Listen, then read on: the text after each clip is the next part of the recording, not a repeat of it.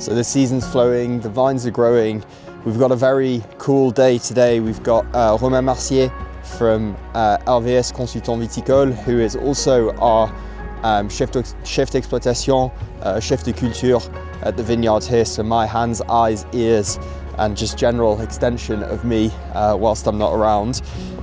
He's coming down. We're going to have a chat with him, do a bit of an interview for us so that we can start to unpick a little bit of his brain, see what he thinks about the work so far, and also hear a bit about him and his background. He has a very cool background. He's a massive expert in everything that's vineyard operations, that's also vineyard management as well. He's worked at some of the coolest and biggest chateaus in Bordeaux, some of the highest quality ones as well. So he's a real deep expert. We're so lucky to have him working regularly on the vineyard. So I can't wait for you guys to meet him and to hear what he's got to say.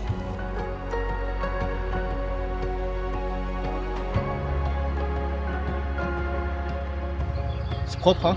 Franchement, ouais, c'est plutôt pas mal. On a fait les lames actuellement là, donc franchement, ça fait un bon résultat. En plus, on a un joli vent actuellement. Ouais. Et bon, on espère pas trop de pluie ce week-end, Ouais. pour avoir des bonnes matières qui sèchent actuellement. C'est plutôt pas mal. On va avoir un bon résultat là. Ouais. Ça, c'était compliqué il y a 2 semaines, hein, avec Ouais. les 80 mm qu'on a pris là. Ouais, on a eu 80 mm ouais, sur le week-end de Pâques, et j'avoue que c'était un peu tendu de passer derrière. Ouais. Mais on a trouvé des solutions, on s'adapte. Ouais, le quad, le fameux quad. Exactement, le fameux quad.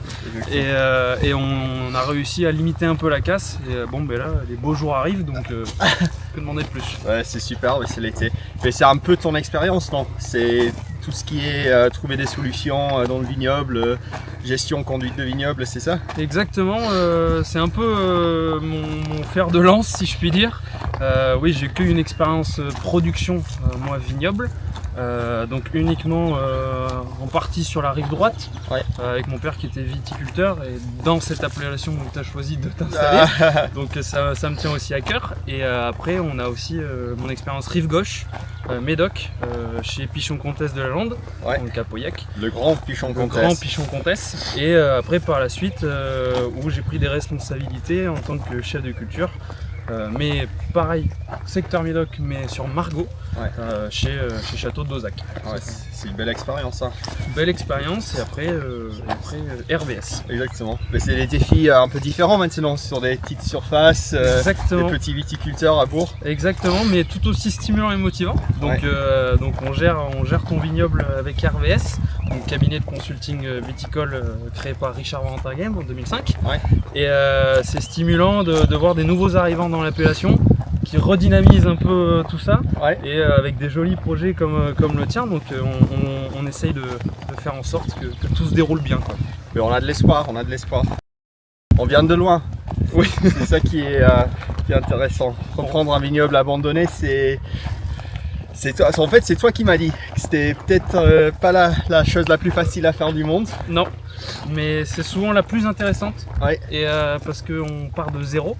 Et à partir de là, en fait, on crée toute la base. Ouais. Et c'est vrai que moi, quand j'ai découvert ton vignoble avant ton acquisition en juin, donc 2024,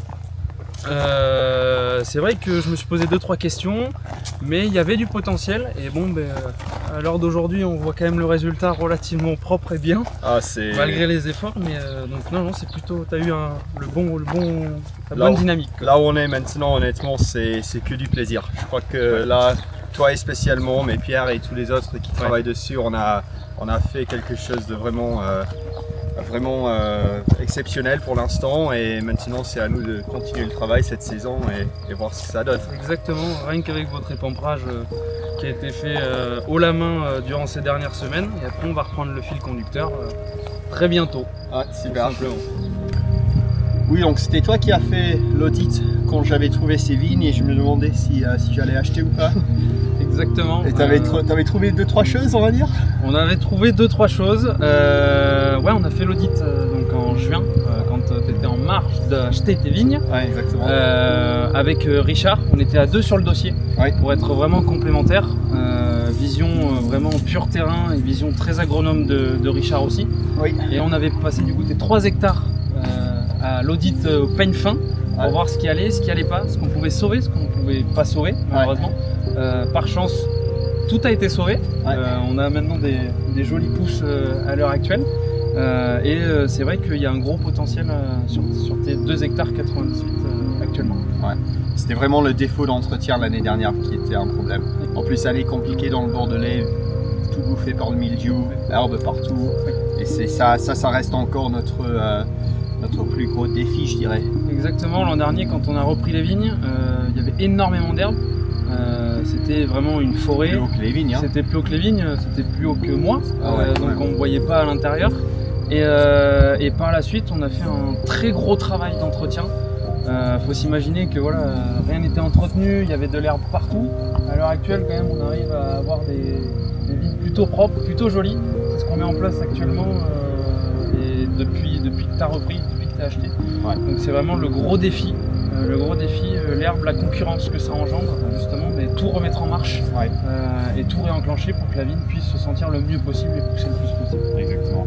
Donc là, on a le tracteur derrière nous qui est en train de passer les lames là pour enlever un peu plus d'herbe. Mais ça c'est un travail que ça fait au moins 6 mois qu'on travaille là-dessus, non? On avait commencé en décembre l'année dernière et avec plusieurs passages, on a essayé de tout mettre en ordre de ce côté-là, non? Exactement, on avait commencé en décembre par faire un gros chaussage pour étouffer maximum l'herbe, enclencher derrière un décavaillonnage, mais le problème c'est que la terre est très très dure, ça sèche très vite ici, et forcément la non-cultivation de ces parcelles l'an dernier engendre beaucoup de problèmes. En fait, avec Pierre qui est derrière, on a essayé de changer un peu le fusil d'épaule. On a discuté tout à l'heure. On va entretenir avec des lames pour faire de la terre fine, de la terre souple, histoire de vraiment avoir une terre saine et facilement malléable, ouvrir et refermer comme on le veut, tout simplement. Il y a du travail à court terme, moyen terme, long terme et très long terme. Quand je reviens à ton audit que tu m'avais fait, je me souviens très très bien que tu m'avais dit bon, il y a du travail, ça se fait sur plusieurs années aussi, mais il y a du potentiel dans les sols. Et on commence à découvrir ça un petit peu. Je crois que ça va faire des vins très intéressants. On a un bon mélange, on a des limons éoliens, ici des limons rouges que tu peux voir là, tu vois la couleur terracotta très rouge comme ça. Sinon là-bas, on a du calcaire, on a des rochers en calcaire dans les sols. Au fond, il y a des argiles, il y a beaucoup d'argile. C'est tout mélangé avec des limons bien sûr, qui est très intéressant, c'est très fin, ça donne des vins très très fins. Donc voilà, et à la fin de tout cet investissement, il reste du potentiel, on va dire. Il reste énormément de potentiel et ça nous plaît de remettre toute cette vigne et cette vie en marche et justement t'accompagner dans ce projet et cibler les types de vins que tu veux faire, surtout avec ces types de sols et ce beau parcellaire. Mais vraiment pour nous, c'est vraiment le nôtre le plaisir, parce que avoir le vignoble ici, c'est exactement ça, c'est que du plaisir pour nous. Plaisir partagé aussi, pas sur toi. Bon là je peux pas me pencher parce que on a fait tellement d'épompage, là j'ai les genoux qui marchent plus. Mais là c'est un peu le cas typique de cette année, on va dire. Vigne non taillée, et puis là on se retrouve avec un bras qui est énorme quoi. On se retrouve avec beaucoup d'allongement sur le bras. On a essayé de faire des tailles courtes comme tu as montré juste avant, Mathieu. Donc avec justement quelques yeux pour forcer la vigne à repartir. Mais certains côtés, malheureusement, on n'a pas eu de sortie sur ces bras ou des toutes petites sorties derrière. Mais sinon la moitié était morte comme ici. Et donc en fait on a dû tailler sur ce qu'il y avait malheureusement. Donc l'allongement vraiment pousser des pieds quoi. Ça c'est vraiment difficile. Là l'année prochaine on pourra peut-être laisser ça, voir ce que ça devienne. Si ça devient quelque chose, on pourra reprendre, sinon là c'est compliqué. Tout simplement sur l'an prochain, soit on repartira sur celle-ci qui est quand même peu probable au vu de la pousse, mais donc on repartira généralement peut-être sur les premières qui sont ici pour faire une latte, celle-ci ou celle-ci là. Et après on fera en sorte que le pied d'à côté ne croise pas trop pour éviter les entassements de vendange, tout simplement. Et puis aussi même pied, on a problème là avec les sols. Enfin, pas un problème, c'est juste un peu un effet de la gestion qu'on avait fait. Exactement, tout le défi d'ici, voilà, comme tu es en train de voir Mathieu, c'est les blocs. Ça faisait donc des blocs d'argile limon qui solidifiaient, souvent avec les pluies. On a pris 80 mm comme tu disais tout à l'heure, une chaleur, et en fait ça fait une cuisson interne. Ouais. Et en fait ça sort des blocs comme on a partout, typiquement, voilà, ce genre de choses. Et en fait c'est des blocs qui sont très durs à casser. Ouais. Et en fait c'est à cause de ça qu'on a des gros problèmes de travaux de sol. Et c'est pour ça que Pierre justement est en train d'y remédier avec son passage de lame actuellement. Mais c'est tout le défi de ce moment.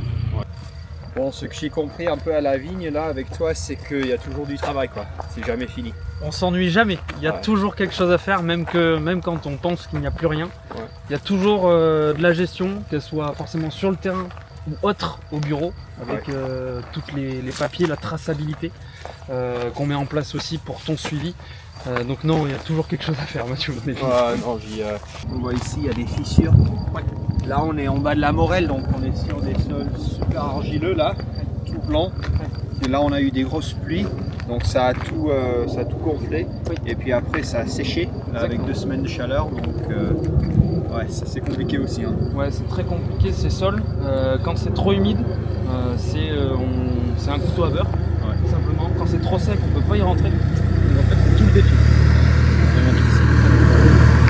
J'y comprends complètement et je crois que de mon côté aussi, le truc qui m'intéresse beaucoup, il y a toujours des opportunités à s'améliorer. Et je crois que c'est un peu notre philosophie, c'est pas tout essayer de faire en même temps, mais je crois qu'on est d'accord, qu'on a une vision pour ce vignoble, on a un peu une vision pour le potentiel, et c'est de le faire petit à petit. Exactement. On menait plusieurs combats à la fois, c'est forcément le job d'un agriculteur, d'un viticulteur, mais après il faut prioriser certaines choses pour définir les objectifs finaux, donc toi dans quelques années, et c'est ce qu'on est typiquement en train de faire sur ce que tu disais tout à l'heure.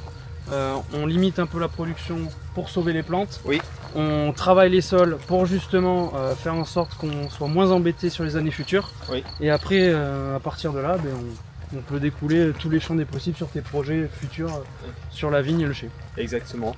Mais aussi, je sais que Bordeaux, là, c'est un peu compliqué en ce moment. Mais je crois qu'on est entouré par des gens plutôt qui travaillent très très bien dans notre philosophie d'intervention assez minimale, qui peuvent vraiment nous aider sur notre projet. Ouais. Exactement, Bordeaux, comme tu disais, c'est un peu compliqué en ce moment. Ça subit un gros creux de la vague, mais avec des personnes comme toi qui arrivent, comme je disais tout à l'heure, qui redynamisent tout ça, ça prend aussi une autre tournure. C'est ça qui est hyper intéressant. Mais après, par la suite, on va mener tous les projets à bien pour redorer un peu le blason de Bordeaux. Ouais, c'est ça. Au moins ici, même avec la crise, c'est vrai qu'on a vraiment de l'expertise mondiale. Dans le vignoble, aussi dans le chai. Donc je crois qu'on est plutôt bien pour l'avenir. Je pense aussi, et puis en tout cas c'est avec plaisir qu'on t'accompagne tout au long de l'année sur tes projets et sur ce projet qui nous tient tous à cœur en tout cas. Super, super.